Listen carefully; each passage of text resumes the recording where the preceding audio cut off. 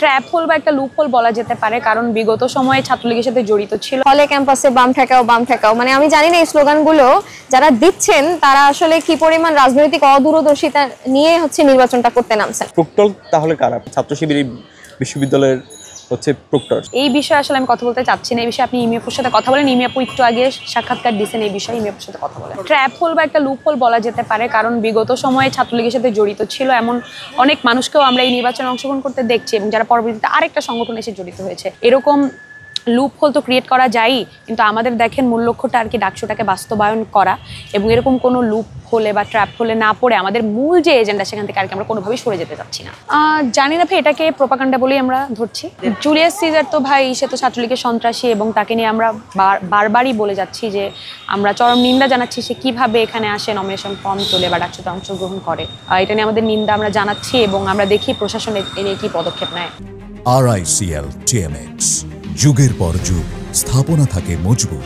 মানুষের যে রাজনৈতিক অবস্থান বা তার বক্তব্য, সেটা কিন্তু সময়ের সাথে সাথে কোন কোন প্রেক্ষিতে সে বলছে সেটাকে বিশ্লেষণ করার প্রয়োজন পড়ে। 2019 সালে শামসুন নাহার হলের ভিপি হিসেবে, মানে ওই সময়কার তাসনিম আফরোজ ইমির যে বক্তব্য, আর এর পরবর্তী সময়গুলোতে আবার নারীদের ওপর সহিংসতা সহ বিভিন্ন রকম গণতান্ত্রিক আন্দোলনগুলোতে আবার ইমিয়াপুর যে ভূমিকা, সেটা কিন্তু আবার ডিফার করছে। এবং ধীরে ধীরে কিন্তু তার ওই ট্রানজিশনটাও হয়েছে যে সে একটা সময় ওই কথা বলেছেন ঠিকই, কিন্তু পরবর্তীতে কিন্তু তার মধ্যে একটা পরিবর্তন এসেছে, এবং রাজনৈতিক জায়গা থেকে তার অবস্থানও কিন্তু পরিবর্তন হয়েছে। তবে এটা সব থেকে ভালো অ্যান্সার তো আসলে তাসনিম আফরোজ ইনিই বলবেন না।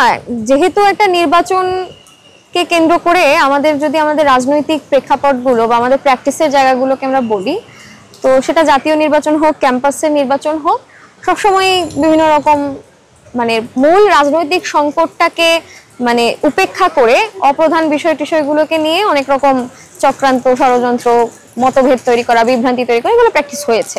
ফলে এই সময় এসেও আসলে এই যে কথাবার্তাটা হচ্ছে, এটাকে অমূলক বলা যায় না, এই দাবিটাকে অমূলক করা যায় না যে বামপন্থী। এবং শুধু তাই না, হলগুলোতেও বিশেষ করে নতুন নতুন স্লোগান দেওয়া হচ্ছে, হলে ক্যাম্পাসে বাম ঠেকাও, মানে আমি জানি না এই স্লোগানগুলো যারা দিচ্ছেন তারা আসলে কি পরিমাণ রাজনৈতিক অদূরদর্শিতা নিয়ে নির্বাচনটা করতে নামছেন। ফলে অবশ্যই এই ধরনের প্র্যাকটিস তো তারা করবেন, কারণ তাদের কাছে আসলে রাজনৈতিক কোনো বক্তব্য নাই, আছে শুধু পাল্টাপাল্টি ক্ষমতা প্রদর্শনের রাজনীতি।